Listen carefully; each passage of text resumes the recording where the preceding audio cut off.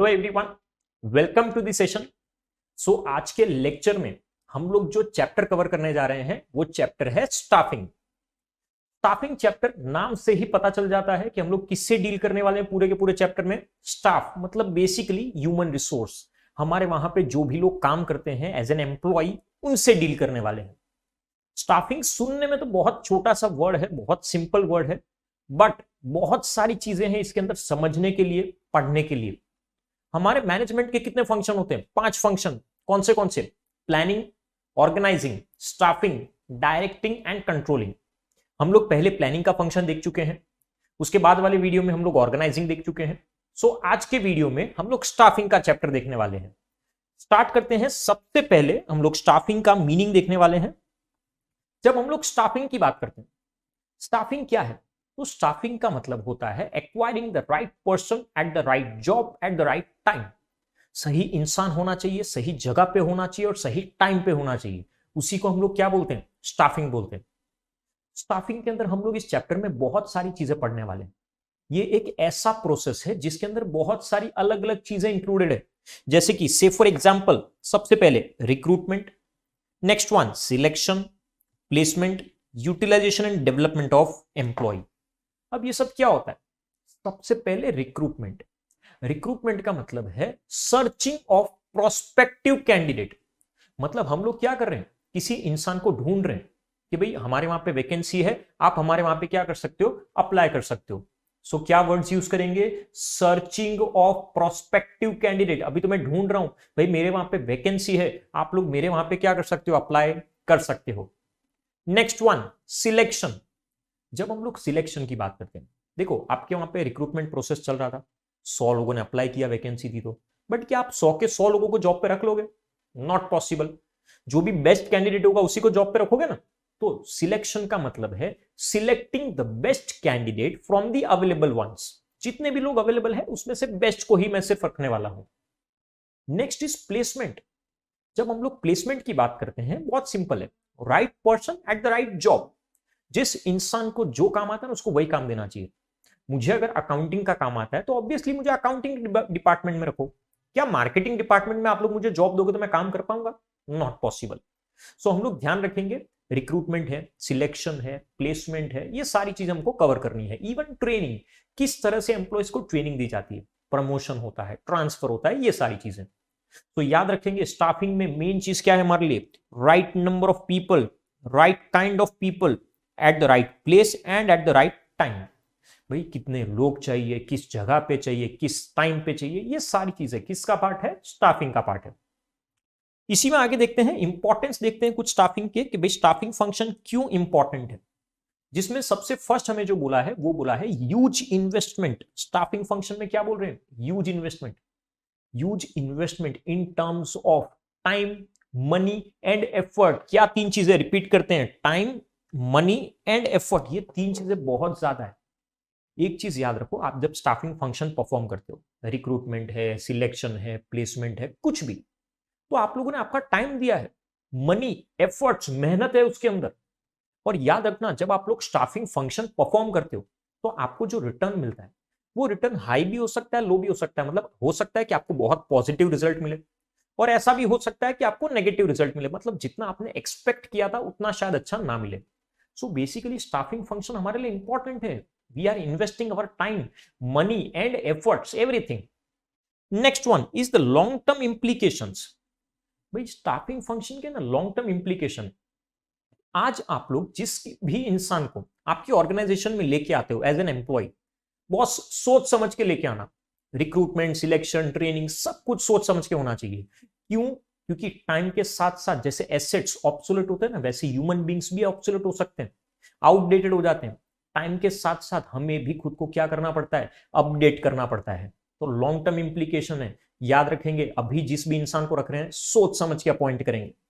Next one multiplier effect. जब हम लोग मल्टीप्लायर इफेक्ट की बात करते हैं, ऐसा बोला गया है human resource that is employees are the most valuable assets of the organisation. Organisation में सबसे वैल्यूएबल एसेट अगर कोई है ना तो वो क्या है पता है? हमारे वहां के एम्प्लॉइज। अगर हमारे वहां एम्प्लॉइज ही नहीं है ना तो समझो आप लोग लैंड, बिल्डिंग, प्लांट, मशीनरी कितना भी कॉस्टली लेके आ जाओ, कोई फायदा नहीं है, कोई फर्क नहीं पड़ेगा। याद रखना, अगर आपके वहां पे एम्प्लॉयज अच्छे हैं तो एसेट्स प्रॉपर तरीके से काम करेंगे, वरना कितने भी प्रोडक्टिव एसेट्स हो, कितने भी एक्सपेंसिव एसेट्स हो, मटेरियल हो, क्या कोई काम आएगा? Not possible. सो बेसिकली लोगों के ऊपर फोकस ज्यादा करना है। वैल्यूएबल एसेट क्या है? प्रॉपर्टी नहीं, मशीन्स नहीं, सिर्फ और सिर्फ ह्यूमन रिसोर्स मतलब employees. Next one, holistic approach. जब हम लोग होलिस्टिक अप्रोच की बात करते हैं, होलिस्टिक अप्रोच का मतलब होता है कि किसी भी ऑर्गेनाइजेशन में एक चीज समझो, ऑर्गेनाइजेशन है ना, सिर्फ एम्प्लॉयज के बेस पे नहीं चलता है, एम्प्लॉयज के साथ साथ उनके जो भी सुपीरियर है, ओनर है, मैनेजर है, इनके बेस पे भी चलता है। आपके वहां के एम्प्लॉयज कितने मोटिवेटेड और कॉम्पिटेंट है वो तो नो डाउट इंपॉर्टेंट है, बट उसके साथ साथ आपके जो सुपीरियर्स है उनका कॉम्पिटेंस लेवल और उनका मोटिवेशन लेवल बहुत इंपॉर्टेंट है। वो जितना ज्यादा कॉम्पिटेंट है, वो जितना ज्यादा मोटिवेटेड है, वो अपने सबऑर्डिनेट्स को भी उतना ही एनकरेज कर सकते हैं और उतनी ही प्रॉपर तरीके से सुपीरियर सबऑर्डिनेट मिलके क्या कर सकते हैं? स्टाफिंग फंक्शन को फुलफिल कर सकते हैं। जो भी कंपनी का ऑब्जेक्टिव है उस कंपनी के ऑब्जेक्टिव को कंप्लीट करेंगे। नेक्स्ट वन, की टू अदर फंक्शंस। एक चीज समझिए, मैंने अभी अभी आपको बताया था कितने फंक्शन होते हैं? 5। Planning, organising, staffing, directing and controlling. 5 अलग अलग फंक्शन है। अगर आपको डायरेक्टिंग फंक्शन परफॉर्म करना है या कंट्रोलिंग फंक्शन परफॉर्म करना है, कुछ भी, तो उसके लिए सबसे पहले तो स्टाफिंग फंक्शन परफॉर्म करना होगा। अगर स्टाफिंग फंक्शन इफेक्टिव है तो ही डायरेक्टिंग फंक्शन और कंट्रोलिंग फंक्शन को हम लोग क्या कर सकते हैं? प्रॉपर तरह से परफॉर्म कर सकते हैं। And last one, liberalisation and globalisation. जब से लिबरलाइजेशन ग्लोबलाइजेशन हुआ है, बहुत सारे मॉरल इश्यूज है, लीगल इश्यूज है, एथिकल इश्यूज है। एम्प्लॉयज को अपॉइंट करते टाइम, हायर करते टाइम या फायर करते टाइम ध्यान रखना पड़ता है लीगल इश्यूज का, कहीं कोई लीगल कॉम्प्लिकेशन ना आ जाए। दूसरी कंट्री का लॉ क्या है, हमारी कंट्री का लॉ क्या है, इन सब चीजों का हमको बहुत ध्यान रखना है। एथिक्स मेंटेन करो, लॉ को फॉलो करो और मॉरलिटी को भी मेंटेन करो। सो ये बेसिक बेसिक हमारा इंपॉर्टेंस है, importance of staffing function. I hope आप सबको सबसे पहले तो क्या क्लियर होना चाहिए? स्टाफिंग का मीनिंग और उसका इंपॉर्टेंस। एक बार मीनिंग और इंपॉर्टेंस क्लियर हो जाता है तो उसके बाद अब हम लोग स्टाफिंग के स्टेप्स पे शिफ्ट हो जाते हैं। स्टाफिंग के जो स्टेप्स है बहुत इजी है, सिंपल सिंपल स्टेप्स है, जिसमें सबसे पहला स्टेप हमें जो बोला है वो बोला है human resource planning, that is man power planning. Man power planning की बात कर रहे हैं। बेसिकली यहां पे हम लोग देखने वाले हैं कि मुझे मेरी ऑर्गेनाइजेशन में कितने लोग चाहिए और किस तरह के लोग चाहिए। मतलब 50 लोग चाहिए, 100 लोग चाहिए। दूसरी चीज, उनकी क्वालिफिकेशन, एक्सपीरियंस, स्किल, एक्सपर्टाइज, वो सारी चीजें। बेसिकली ह्यूमन रिसोर्स प्लानिंग में ये 2 चीजें देखी जाती है। एक होता है वर्कलोड एनालिसिस। मैंने बताया ना, वर्कलोड एनालिसिस, कितने लोग चाहिए और किस तरह के लोग चाहिए, the number of people required and the type of people required. एक होता है वर्कफोर्स एनालिसिस। वर्कफोर्स एनालिसिस का मतलब ऑलरेडी आपके वहां पे कितने लोग काम कर रहे हैं और किस तरह के लोग काम कर रहे हैं। वापस सुनना, वर्कलोड एनालिसिस में कितने लोग चाहिए मतलब आने वाले हैं और किस तरह के लोग चाहिए। बट वर्कफोर्स एनालिसिस मतलब ऑलरेडी कितने लोग काम कर रहे हैं और किस तरह के लोग काम कर रहे हैं। Next one, human resource planning के बाद नेक्स्ट क्या है? रिक्रूटमेंट। अभी थोड़ी देर पहले ही मैंने आपको बताया, रिक्रूटमेंट के लिए क्या वर्ड यूज करोगे? Searching of prospective candidate. मतलब हम लोग क्या बोल रहे हैं, भाई हमारे वहां पे वैकेंसी है, आप लोग क्या कर सकते हो? हमारे वहां पे अप्लाई कर सकते हो। सो बेसिकली अगर मुझे रिक्रूटमेंट का मीनिंग लिखना है, क्या लिखूंगा मैं? Searching of prospective candidate and stimulating them to apply for the job. मैं उनको स्टिम्युलेट कर रहा हूं, मैं उनको बोल रहा हूं वैकेंसी है भाई, अप्लाई करो मेरे वहां पे। रिक्रूटमेंट में अलग अलग सोर्सेज है, internal source, external source. Internal source में देखेंगे प्रमोशन होता है, ट्रांसफर होता है। एक्सटर्नल सोर्स में हम लोग देखने वाले हैं इंटरनेट है, एम्प्लॉयमेंट एक्सचेंज है, कैंपस रिक्रूटमेंट है, बहुत सारी चीजें आगे डिटेल में पढ़ेंगे अपने। Next one is selection. अब हम लोग सिलेक्शन की बात करते हैं। मैंने आपको क्या बताया था, सिलेक्शन का मतलब क्या होता है? Selecting the best candidate from the available ones. जितने भी लोग अवेलेबल है उसमें से जो भी सबसे बेस्ट कैंडिडेट है मैं तो उसी को जॉब पे रखूंगा ना। रिक्रूटमेंट में से फॉर एग्जांपल 100 लोगों ने मेरे वहां अप्लाई किया, तो क्या 100 के 100 लोगों को जॉब पे रखूंगा? नहीं, उसमें से जो बेस्ट कैंडिडेट है उसी को मैं जॉब पे रखने वाला हूं। सो हम लोग याद रखेंगे जो भी बेस्ट है उसको रखा जाएगा। इवन सिलेक्शन की पूरी प्रोसीजर है, जहां पे हम लोग देखने वाले हैं प्रिलिमिनरी इंटरव्यू है, फिर सिलेक्शन टेस्ट होती है, इंटरव्यू होता है, जॉब ऑफर लेटर आता है, पूरी प्रोसीजर है, वो देखेंगे हम लोग आगे। Next one, placement. प्लेसमेंट का मतलब क्या होता है? Right person at the right job. बताया था ना, जिस इंसान को जो काम आता है उसको वही काम देना चाहिए। मुझे अगर अकाउंटिंग का काम आता है तो ऑब्वियसली जॉब कौन सी दोगे आप लोग? मुझे अकाउंटिंग की जॉब दोगे, तो मैं उस चीज को प्रॉपर तरीके से परफॉर्म कर सकता हूं। अगर मुझे अकाउंटिंग का काम आता है और आप लोग मुझे मार्केटिंग डिपार्टमेंट में शिफ्ट कर रहे हो, क्या मैं अच्छे से परफॉर्म कर पाऊंगा? नहीं, बिल्कुल पॉसिबल नहीं वो चीज। Next one, orientation. भाई हर एम्प्लॉय का ओरिएंटेशन बहुत जरूरी है। ओरिएंटेशन का मतलब क्या होता है? एम्प्लॉय को फेमिलराइज करवाना। एम्प्लॉय को क्या करवा रहे हैं हम लोग? फेमिलराइज करवा रहे हैं कि भाई हाँ, ये हमारी कंपनी है, ये हमारी कंपनी की हिस्ट्री, उसका बैकग्राउंड, ये आपके सुपीरियर, ये आपके सबॉर्डिनेट, ये रेस्ट रूम है, ये लीव रूल्स है, सब चीज समझा देंगे। सर ओरिएंटेशन क्यों चाहिए? ऑब्वियसली ओरिएंटेशन की मदद से एम्प्लॉय फेमिलियर हो जाता है, उसके अंदर की जो नर्वसनेस है वो नर्वसनेस क्या हो जाएगी? कम हो जाएगी। तो ओरिएंटेशन बहुत जरूरी है। And last one, training and development. Finally भाई आपके वहां पे अगर कोई इंसान काम कर रहा है तो टाइम टू टाइम आप लोग उसको ट्रेनिंग भी प्रोवाइड करोगे, उसकी स्किल्स बढ़नी चाहिए। थियरिटिकल नॉलेज के साथ साथ प्रैक्टिकल नॉलेज में भी इंप्रूवमेंट आना चाहिए, तो ही हमारा एम्प्लॉय क्या कर सकता है? ग्रो कर सकता है। सो याद रखेंगे ये हमारे स्टेप्स है, स्टेप्स ऑफ स्टाफिंग। तो यहां तक आप सबको क्लियर होना चाहिए। अब हम लोग इस चैप्टर को 3 अलग अलग पार्ट में डिवाइड करेंगे। अभी तक तो अपने ने क्या देखा है? सिर्फ मीनिंग देखा है, इंपॉर्टेंस देखा और स्टेप्स। अब चैप्टर को 3 पार्ट में डिवाइड कर देते हैं। सबसे पहला पार्ट हम लोग जो कवर करने वाले हैं वो रिक्रूटमेंट का पार्ट है। सेकंड पार्ट हम जो कवर करेंगे वो स्टाफिंग का पार्ट है, सिलेक्शन का पार्ट है। And third one is training. Third क्या देखने वाले हैं? ट्रेनिंग। 3 चीजें देखने वाले हैं, रिक्रूटमेंट, सिलेक्शन एंड ट्रेनिंग। चलो आगे बढ़ते हैं। सबसे पहले क्या देखना है? रिक्रूटमेंट। रिक्रूटमेंट के लिए बार बार मैंने वर्ड क्या यूज किया? It is a process of searching the employee. कौन सा एम्प्लॉय? Prospective employ. मतलब अभी तक वो एम्प्लॉय बना नहीं है, बनने वाला है। It is the process of searching the prospective employee and encouraging them to apply for the job. बताया था ना, स्टिमुलेट करते हैं, एनकरेज करते हैं कि भाई हमारे वहां पे वैकेंसी है, आप लोग क्या करो? अप्लाई करो। मैं चाहता हूं कि ज्यादा से ज्यादा क्वालिफाइड लोग मेरे वहां पे अप्लाई करें, और उसमें से जो भी मोस्ट एलिजिबल एम्प्लॉय है ना, उसको मैं क्या करने वाला हूं? अपॉइंट करने वाला हूं। और जब हम लोग रिक्रूटमेंट की बात करते हैं, रिक्रूटमेंट ना एकदम पॉजिटिव प्रोसेस है। सर क्यों पॉजिटिव प्रोसेस? क्योंकि यहां पे हम क्या कर रहे हैं? लोगों को बुला रहे हैं, लोगों को इन्वाइट कर रहे हैं कि भाई जितने हो सके उतने लोग यहाँ पे क्या करो? अप्लाई करो। जब हम सिलेक्शन की बात करते हैं ना, तो सिलेक्शन नेगेटिव प्रोसेस है। क्यों? क्योंकि 100 लोगों ने अप्लाई किया तो जो बेस्ट है उसको तो रखूंगा, बट जो बेस्ट नहीं है उसका क्या? उसको हटा दूंगा। 100 में से 5 लोगों को रखा, 95 को मैंने हटा दिया, वापस भेज दिया। तो सिलेक्शन को नेगेटिव बोला जाता है, बट रिक्रूटमेंट को पॉजिटिव प्रोसेस बोला जाता है। यहां पे हमको रिक्रूटमेंट के कुछ स्टेप्स दिए।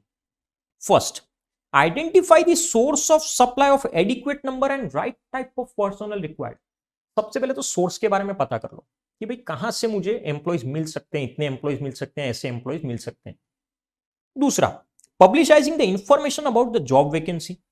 सपोज करो आपने सोर्स सोच लिया न्यूज़पेपर, तो अब न्यूज़पेपर में आपको पब्लिश करना पड़ेगा कि भाई मेरे वहां पे क्या है? वैकेंसी है।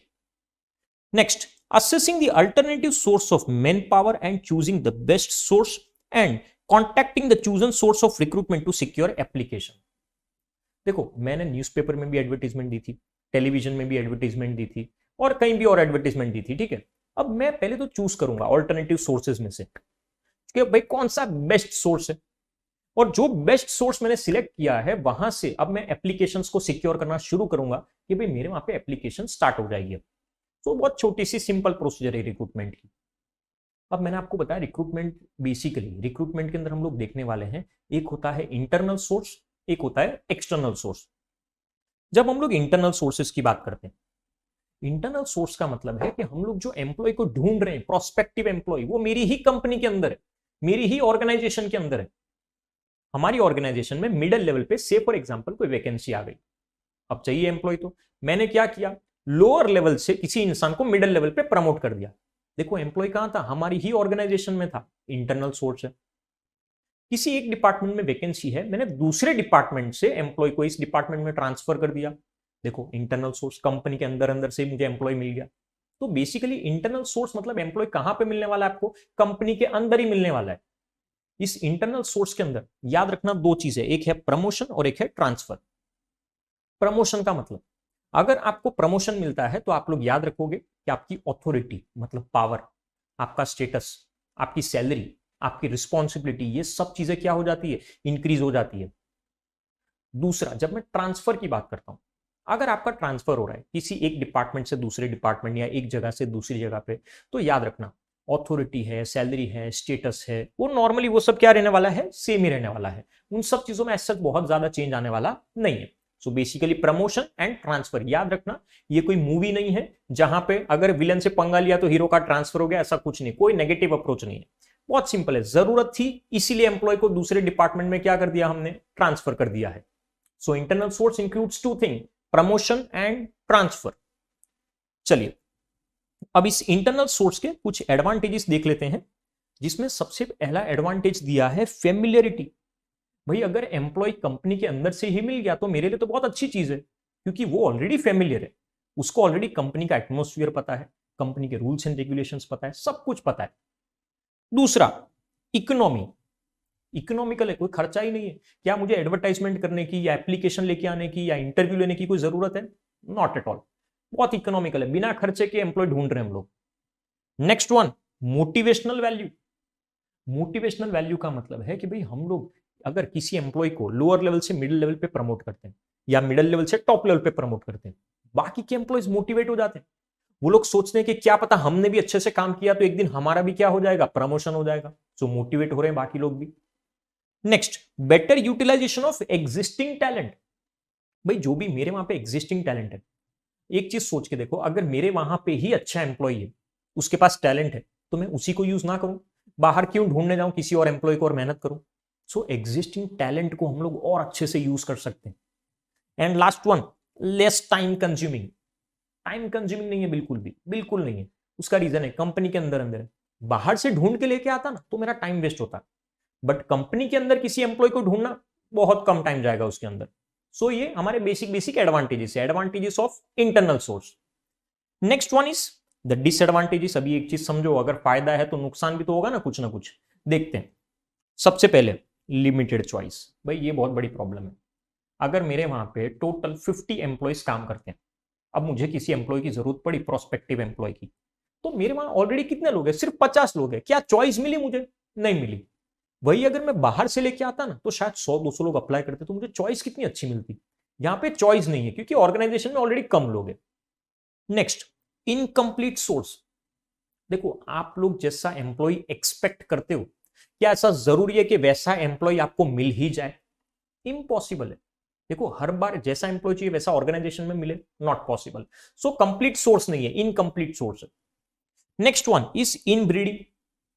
इनब्रीडिंग का मतलब है जब वही एम्प्लॉय, ऑर्गेनाइजेशन का ही एम्प्लॉय प्रमोट होता है या ट्रांसफर होता है, तो क्या वो अपने साथ कोई नए आइडियाज लेके आ रहा है?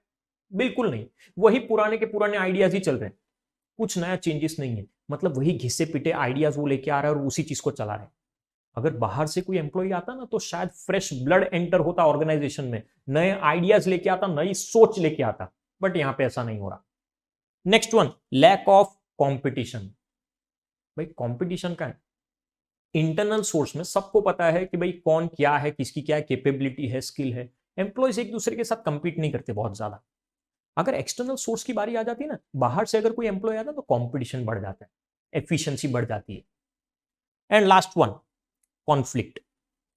ये फॉर एग्जांपल हमारी ऑर्गेनाइजेशन में एम्प्लॉयज है, अब मैंने मिस्टर ए को प्रमोशन दे दिया है, मिस्टर ए को प्रमोशन दे दिया ना, मिस्टर बी को बुरा लग गया है कि यार मैंने भी तो अच्छे से परफॉर्म किया था, मुझे प्रमोशन क्यों नहीं दिया गया? तो शायद कॉन्फ्लिक्ट हो सकता है, शायद ऐसा हो सकता है कि मिस्टर बी कोऑपरेट ना करे, तो माइनर कॉन्फ्लिक्ट के चांसेस है, हो सकता है रेयरली। तो ये हमारे डिसएडवांटेजेस है, लिमिटेशंस ऑफ इंटरनल सोर्स। अब एक चीज क्लियर रखेंगे, अगर आपको इंटरनल सोर्स के एडवांटेज डिसएडवांटेज क्लियर है तो एक्सटर्नल सोर्स के एडवांटेज डिसएडवांटेज ऑटोमेटिकली आ जाएंगे। क्यों? जो इसके डिसएडवांटेज है वो एक्सटर्नल सोर्स के एडवांटेज है, और जो इंटरनल सोर्स के एडवांटेज है वो एक्सटर्नल के डिसएडवांटेज बन जाएंगे। आगे देखेंगे, पहले एक्सटर्नल सोर्स स्टार्ट करते हैं थोड़ा सा। एक्सटर्नल सोर्स तो पता है, कंपनी के बाहर से ही एम्प्लॉय को ढूंढ के लेके आने वाला हूं, कंपनी के अंदर तो भाई मुझे नहीं मिलने वाला है। अब कंपनी के बाहर से कौन से ऑप्शन है हमारे पास? सबसे पहला ऑप्शन एडवर्टीजमेंट, हम लोग एडवर्टीजमेंट कर सकते हैं न्यूज़पेपर में। आप लोग देखते हैं ना बहुत बार, required chartered accountant, required company secretary, required lawyer, या जो भी है, असिस्टेंट, मैनेजर, एनीथिंग। सो सबसे पहली चीज आप लोग एडवर्टीजमेंट करते हो न्यूज़पेपर में और सब जगह पे, लोग देखते हैं, लोग आपके वहां पे अप्लाई करते हैं। देखो एडवांटेज ये है कि बहुत बड़ी चॉइस मिलती है, बहुत सारे लोग अप्लाई करते हैं। बट डिसएडवांटेज भी है, फ्लड ऑफ एप्लीकेशंस। मतलब बहुत ज्यादा लोगों ने अगर एक साथ अप्लाई कर दिया, मुझे तो एक ही इंसान चाहिए, रिक्वायर्ड मैनेजर, मैंने सिर्फ इतना लिखा था, 100 लोगों ने अप्लाई कर दिया। अब सोचो मुझे चाहिए सिर्फ एक और 100 लोग अप्लाई कर रहे हैं। सो फ्लड ऑफ एप्लीकेशंस, ऐसी प्रॉब्लम आ सकती है। Second, employment exchange. Employment exchange normally government की भी होती है। से फॉर एग्जांपल मुझे जॉब की जरूरत है, मैं एम्प्लॉयमेंट एक्सचेंज में गया, मैंने रजिस्टर करवाया कि भाई मुझे जॉब चाहिए, ये मेरी सैलरी एक्सपेक्टेशन है, ये मेरी स्किल्स, क्वालिफिकेशन, एक्सपीरियंस, सब कुछ बताया मैंने, क्वालिफिकेशन और सब। उसी तरीके से किसी कंपनी को एम्प्लॉय की जरूरत है, कंपनी भी किसके पास गई? एम्प्लॉयमेंट एक्सचेंज के पास। उन्होंने बताया कि भाई हमें ऐसा बंदा चाहिए, हमें ऐसा इंसान चाहिए, क्वालिफिकेशन, एक्सपीरियंस, सैलरी इतनी देंगे, सब कुछ बता दिया। तो बेसिकली अब एम्प्लॉयमेंट एक्सचेंज क्या करेगा? दोनों को मिलवा देगा, एम्प्लॉय, प्रोस्पेक्टिव एम्प्लॉय को, मतलब कैंडिडेट को, और ऑर्गेनाइजेशन को। मतलब मिलवाने का काम है कि भाई दोनों को, कंपनी और एम्प्लॉय को मिलवा देंगे और नॉमिनल फीस चार्ज करेंगे उसके लिए। Next one is the educational institution. भाई अब ये तो किसको नहीं पता, सबको पता है। कॉलेजेस में नॉर्मली ऐसा होता है कि कॉलेजेस में और यूनिवर्सिटीज में जब आपका फाइनल ईयर होता है, बहुत सारी अलग अलग कंपनीज आती है और वो आपका इंटरव्यू लेती है। वहां पे ऐसा होता है, कंडीशन होती है कि अगर आपने फाइनल ईयर पास कर लिया तो ऑन द स्पॉट आपको फिर जॉब पे रख लिया जाएगा। और कुछ नहीं तो आपने मूवी में भी देखा होगा, 3 इडियट्स में होता है ना, लास्ट में इंटरव्यू होता है। तो वहां पे हम लोग देखते हैं कि किस तरह से कॉलेजेस में अलग अलग कंपनीज आती है और वो स्टूडेंट्स का इंटरव्यू लेती है और उसके बेस पे उनको अपॉइंट कर सकते हैं। बट याद रखना, इसका एक डिसएडवांटेज है कि कंपनी को एम्प्लॉय तो मिल जाएगा, प्रोस्पेक्टिव एम्प्लॉय, बट सिर्फ फ्रेशर मिलेंगे। क्या एक्सपीरियंस्ड कैंडिडेट आपको मिल सकते हैं यहाँ पे? पॉसिबल ही नहीं है, एक्सपीरियंस्ड कैंडिडेट कभी भी आपको मिलेंगे नहीं।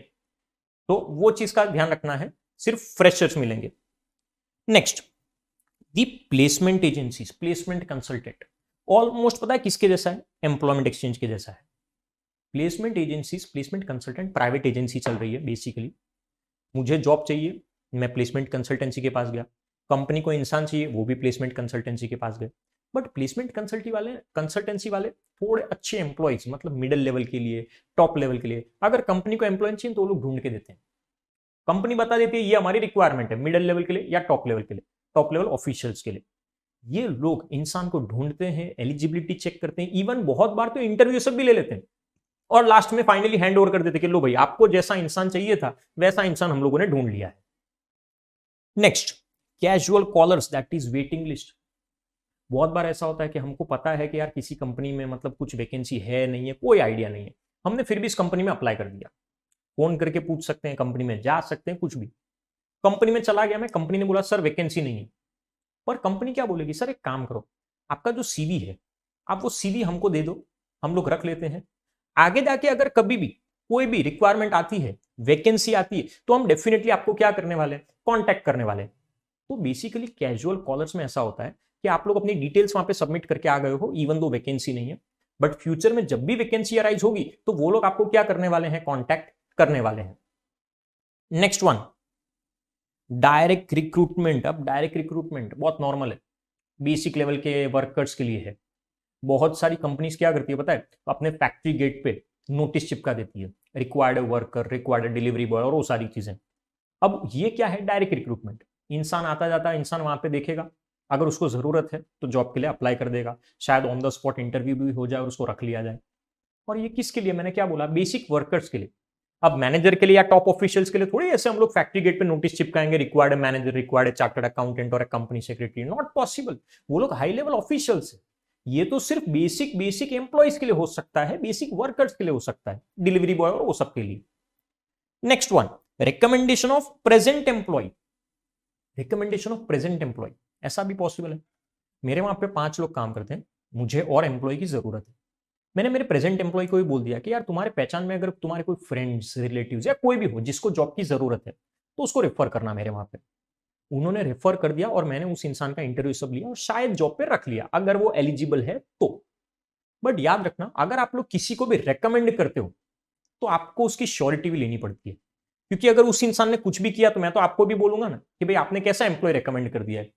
तो रिकमेंडेशन में थोड़ा ध्यान रखना पड़ता है। आप लोग अपने फ्रेंड्स, रिलेटिव या किसी भी इंसान को रिकमेंड कर सकते हो, आपके ऊपर।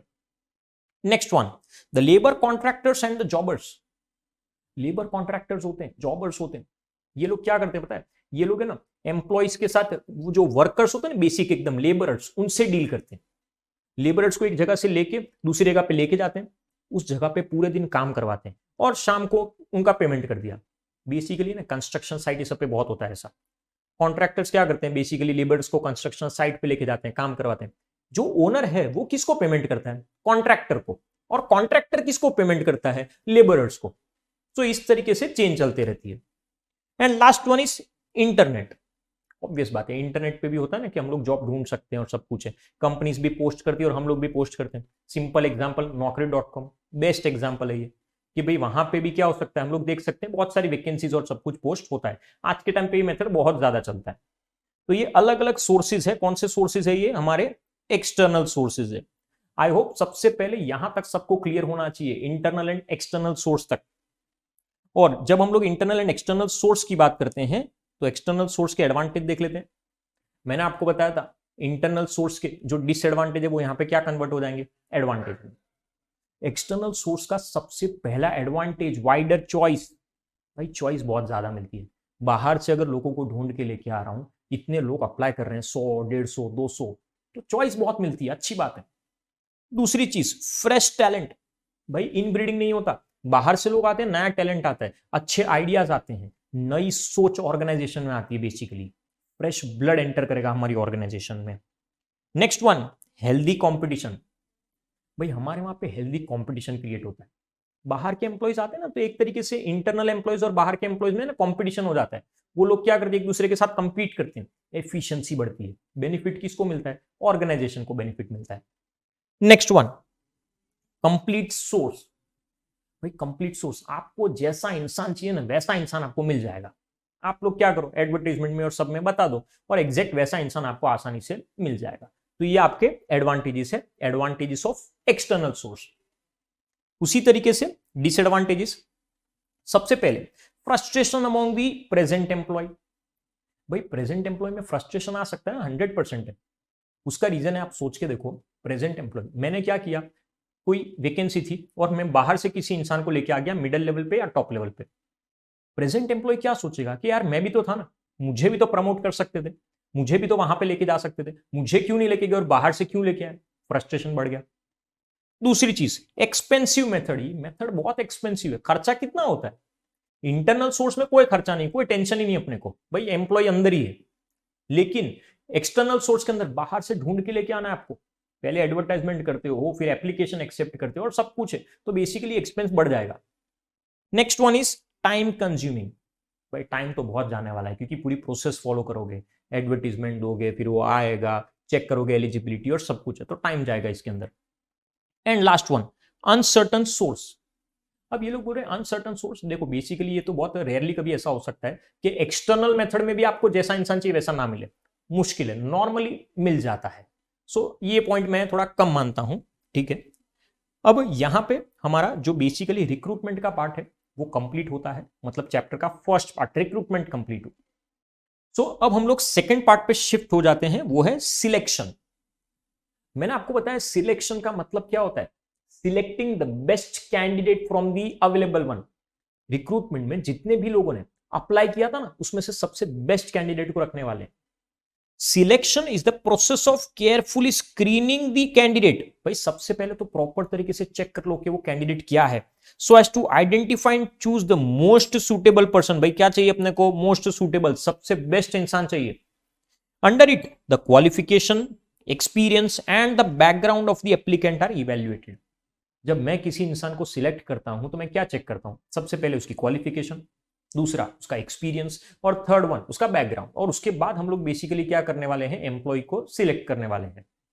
It is the process of dividing the candidate into two category, namely those who are employed and those who are to be rejected.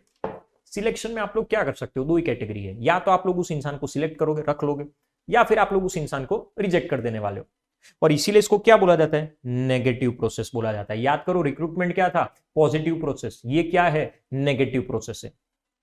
अब आगे बढ़ते हैं इसमें, steps in this selection procedure. भाई बहुत इंपॉर्टेंट क्वेश्चन है, ध्यान रखना, एग्जाम में बहुत बार पूछा जाता है। तो सिलेक्शन प्रोसीजर में सबसे पहले क्या बोला है, प्रिलिमिनरी स्क्रीनिंग। सबसे पहले तो सिलेक्शन में मैं प्रिलिमिनरी स्क्रीनिंग करने वाला हूं, मतलब देखने वाला हूं बेसिकली कि जो कैंडिडेट है वो फिजिकली और मेंटली फिट है कि नहीं है। फिजिकली मेंटली फिट होना चाहिए, मिनिमम क्वालिफिकेशन फुलफिल होनी चाहिए, उसके बाद ही मैं आपको जॉब पे रखूंगा। यहाँ पे इंटेंशन क्या है, एम क्या है, the aim is to eliminate the unsuitable candidate. भाई आप लोग अगर एलिजिबल नहीं हो ना तो इसी स्टेज पे पहले ही आपको निकाल देंगे। सो इसीलिए पहले ही चेक कर लेते हैं क्वालिफिकेशन, मेंटली फिजिकली फिट हो के नहीं, उसके बाद ही आगे बढ़ने का। सो ये प्रिलिमिनरी स्क्रीनिंग है।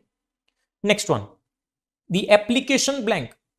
सेकेंड पॉइंट क्या बोला, एप्लीकेशन ब्लैंक, मतलब आपको एक फॉर्म दिया जाएगा, उस फॉर्म में आपको पूरी इंफॉर्मेशन लिखनी है आपकी, जैसे कि आपको age, qualification, experience, family background, ये सब चीजों के बारे में लिखना है। बाद में हम लोग चेक करने वाले हैं, क्योंकि हम लोग क्या करेंगे, पहले इसको स्क्रूटिनाइज करेंगे अच्छे से, और इसके बेस पे आपका जो एप्लीकेशन फॉर्म है ना वो क्या होने वाला है, बेसिकली शॉर्ट लिस्ट होने वाला है। सो एप्लीकेशन फॉर्म है ये एक तरीके से। एक बार आपने एप्लीकेशन फॉर्म भर दिया तो उसके बाद अब टेस्ट की बारी है। बॉस टेस्ट तो देनी ही पड़ेगी, स्कूल में टेस्ट देते हो ना, वैसे जॉब में भी टेस्ट देनी पड़ेगी। फर्क कितना है, टेस्ट अलग अलग तरह की होती है। सबसे पहले इन्होंने बोला है प्रोफिशिएंसी टेस्ट, देखते हैं क्या है। These tests are designed to measure the skills and the knowledge which a candidate already possesses. भाई हम लोग प्रोफिशिएंसी टेस्ट में हम लोग ये देख रहे हैं कि कोई भी कैंडिडेट ऑलरेडी क्या स्किल्स पोजेस करता है।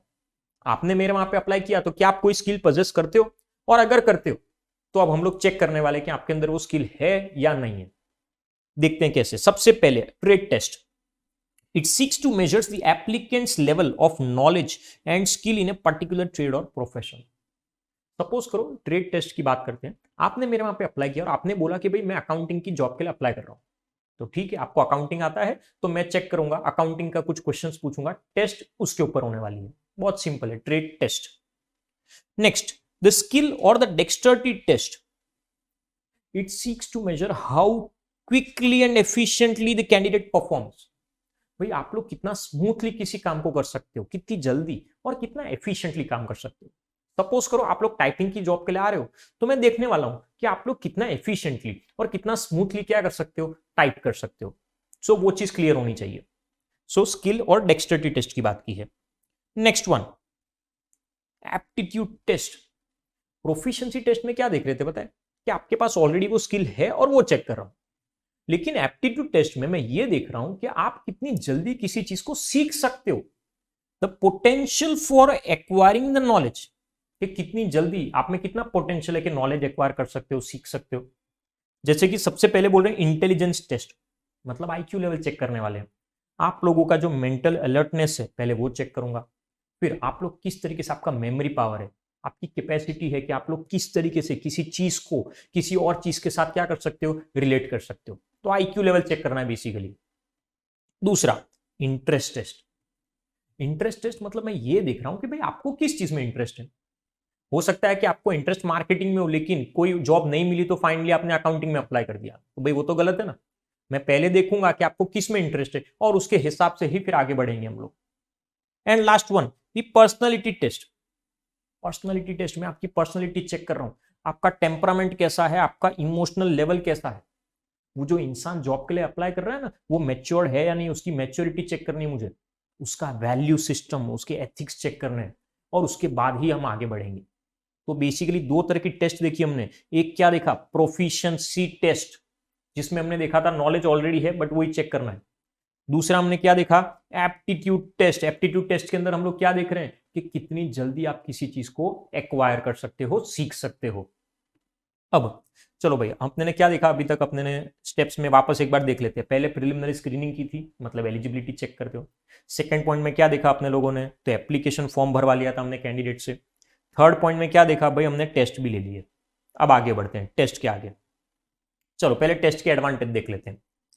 It provides a good basis for measuring A candidates suitability. भाई सबसे पहले तो हम आपकी सूटेबिलिटी देखने वाले हैं। टेस्ट की मदद से ना आपकी सूटेबिलिटी के बारे में पता चल जाता है कि आप इस जॉब के लिए सूटेबल हो या नहीं हो। दूसरा, test are useful in checking and verifying the claim. भाई कैंडिडेट ने जो भी क्लेम किया था क्वालिफिकेशन को लेके या एक्सपीरियंस को लेके, तो चेक तो करना पड़ेगा ना। तो मैं वेरीफाई कर रहा हूं कि भाई आपका क्लेम सही है कि नहीं। आपने बोला आप अकाउंटिंग एक्सपर्ट हो, मार्केटिंग एक्सपर्ट हो, कुछ भी हो, तो आप चेक करते हैं टेस्ट के अंदर उस चीज को। It is an objective method, बहुत प्रॉपर मेथड है, एकदम सिंपल और शॉर्ट मेथड है जिसके थ्रू हम पता कर सकते हैं। And it is useful in establishing the standard. मैं आपकी टेस्ट के बेस पे आपके लिए स्टैंडर्ड एस्टेब्लिश करने वाला हूं। समझो अगर आपकी टेस्ट अच्छी चली गई तो आपके लिए स्टैंडर्ड्स हाई सेट किए जाएंगे। टेस्ट अगर नॉर्मल गई है तो स्टैंडर्ड आपके लिए शायद थोड़ा सा लो रखा जाएगा। तो ये बेसिक एडवांटेजेस है। नेक्स्ट भाई डिसएडवांटेज भी है। Test are not fully reliable indicator of knowledge. बोल रहे टेस्ट के बेस पे कभी आप किसी इंसान की नॉलेज को चेक नहीं कर सकते, और होता भी है बहुत केसेस में। नॉलेज अलग चीज हो जाती है, टेस्ट अलग चीज हो जाती है। टेस्ट के बेस पे पूरी नॉलेज चेक करना नॉट पॉसिबल। बायस और dishonesty on the part of people conducting the test. Test लेने वाला इंसान ही बायस हो, डिसऑनेस्ट हो, पार्शियलिटी कर रहा है, तो क्या टेस्ट के रिजल्ट सही आएंगे? बिल्कुल नहीं। टेस्ट में be unfair to the candidate belonging to economically and socially backward class.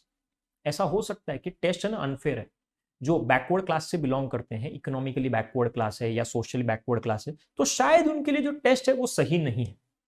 And some candidates may be afraid of the test. कुछ लोग पता है बहुत डरते हैं, ऐसा नहीं कि उनको आता नहीं है, बट एक डर लगता है, और उस डर की वजह से वो लोग टेस्ट ही नहीं देते, एक अच्छी जॉब हाथ से चली जाती है। तो ये भी हो सकता है, ये डिसएडवांटेजेस है।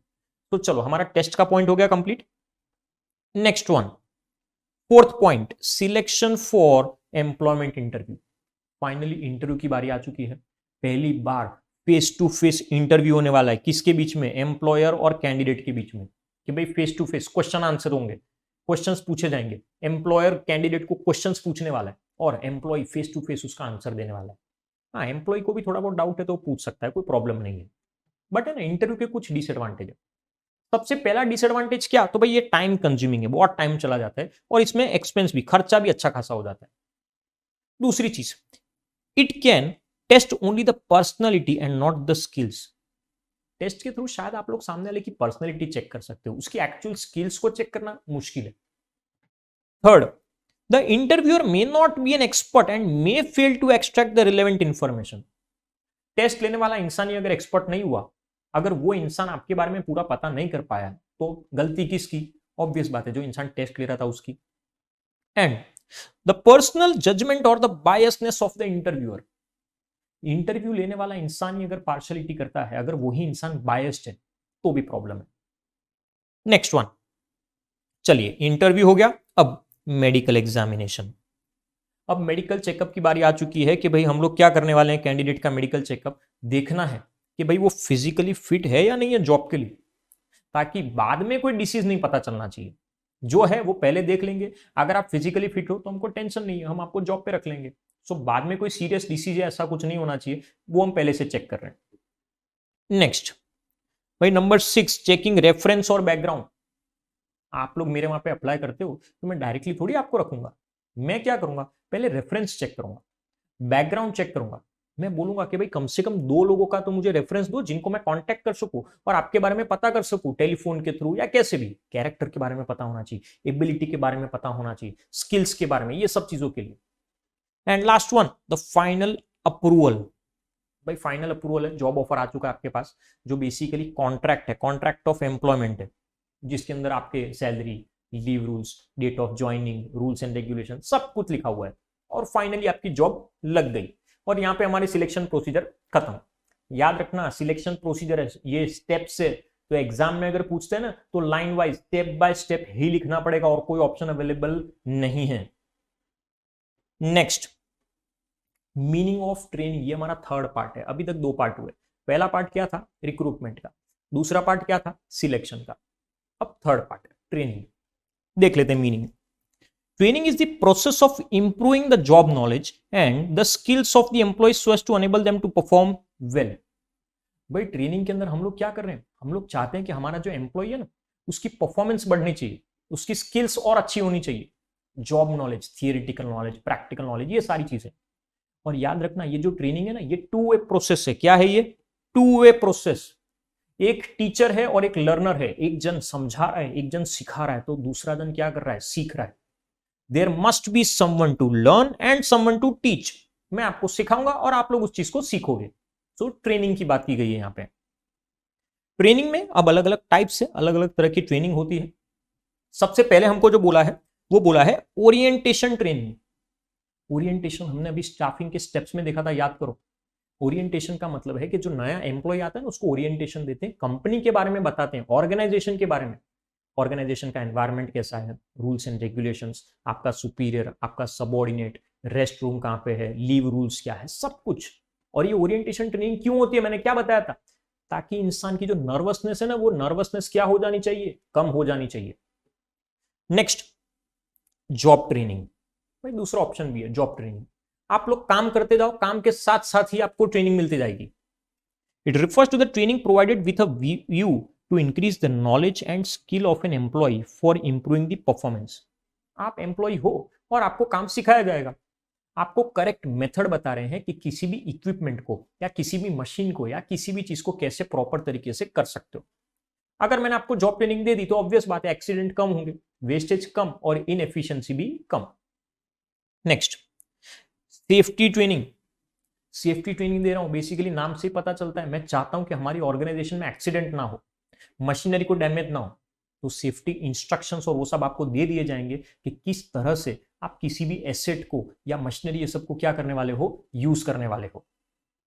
तीन चीज हुई, ओरिएंटेशन जहां पे नए एम्प्लॉय को फैमिलियर करवा देते, जॉब ट्रेनिंग मतलब जॉब के साथ साथ ही आपको काम सिखा रहे हैं, अपडेट कर रहे हैं, एंड सेफ्टी ट्रेनिंग, भाई एक्सीडेंट नहीं होना चाहिए, मशीन अच्छे से यूज करनी है। Next, promotional training. Promotional training की जब बात करते हैं, अगर किसी भी एम्प्लॉय का प्रमोशन होता है ना, तो वो प्रमोशन से पहले उसको चीजें बताई जाती है। मैं डायरेक्टली उस इंसान को प्रमोट कर दूंगा बट काम कैसे करेगा, तो पहले आप लोग उसको प्रमोशनल ट्रेनिंग दो, उसको रिस्पॉन्सिबिलिटी समझाओ, अथॉरिटी समझाओ, सब कुछ, ताकि अगर प्रमोशन हो जाए ना तो वो उस रिस्पॉन्सिबिलिटी को अच्छे से संभाल सके, तो वो प्रमोशनल ट्रेनिंग है। Next is the refresher training, fifth type है ये। जब मैं रिफ्रेशर ट्रेनिंग की बात करता हूं, देखो टाइम के साथ साथ है ना एम्प्लॉयज भी ऑब्सोलेट हो जाते हैं, पुराने हो जाते हैं, मार्केट में चेंजेस आ रहे हैं, तो आपको उन चेंजेस के बारे में पता होना चाहिए, तो उस चीज का हम लोग क्या करेंगे, ध्यान रखेंगे। तो ये रिफ्रेशर ट्रेनिंग में हर एम्प्लॉय को ट्रेनिंग दी जाती है कि जो भी नई चीजें आ रही है मार्केट में, उन चीजों के बारे में आपको बताएंगे, ताकि आपकी स्किल्स और जो एग्जिस्टिंग स्किल्स है वो स्किल्स में क्या आना चाहिए, इंप्रूवमेंट आना चाहिए। And last one, remedial training, sixth one है last, remedial training. Remedial training का मतलब है कि भाई अगर आपसे कोई गलती हो गई तो उस गलती को कैसे सुधारना है वो बता रहे हैं, किस तरीके से आपका बिहेवियर ठीक करना है, किस तरीके से आपका परफॉर्मेंस ठीक करना है। वो अगर आपसे कोई गलती हो गई कुछ बिहेवियर में, परफॉर्मेंस में, तो प्राइवेटली आपको बता दिया जाएगा कि ये आपकी गलती है और इस तरीके से आप लोग उसको क्या कर सकते हो, करेक्ट कर सकते हो। सो बेसिकली मिस्टेक्स को करेक्ट करना है और कुछ नहीं, प्राइवेटली आपको सिखा दिया जाएगा। तो ये अलग अलग तरह की हमारी ट्रेनिंग है, 6 तरह की। ओके, और इसके साथ हमारा स्टाफिंग का चैप्टर भी क्या होता है, कंप्लीट होता है। आई होप आप सबको चैप्टर क्लियर हुआ होगा। आपको कोई भी डाउट है तो डेफिनेटली आप लोग मुझे कांटेक्ट कर सकते हो, व्हाट्सएप पे कॉल कर सकते हो, नंबर ऑलरेडी दिया हुआ है। नेक्स्ट चैप्टर में मिलेंगे डायरेक्टिंग में। Thank you everyone.